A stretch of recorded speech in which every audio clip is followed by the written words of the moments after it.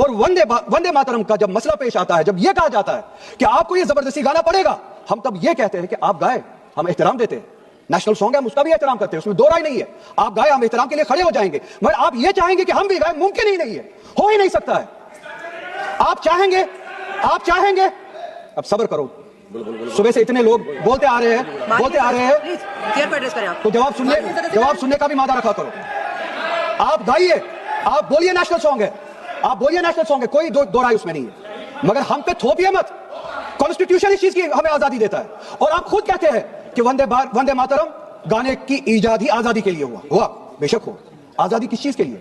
आजादी इस चीज के लिए, हिंदू के हिंदू होने की आजादी, और इसी तरह से मुसलमान के मुसलमान होने की आजादी, सिख के सिख होने की आजादी, और वो आजादी आप मुझसे छीन नहीं सकते हैं, किसी भी नाम पे नहीं छीन सकते, किसी भी दबाव में नहीं छीन सकते, किसी भी सिख से उसके मजहब की आजादी नहीं छीन सकते, किसी भी हिंदू से उसकी मजहब की आजादी नहीं छीन सकते, और किसी भी मुसलमान से उसके मुसलमान होने की आजादी नहीं छीन सकते। कोई भी दबाव मुझे मजबूर नहीं कर सकता है। आप गाइए और हमें वो आजादी दे दीजिए। ये मजहबी आजादी मुझे आपसे दूर नहीं करता।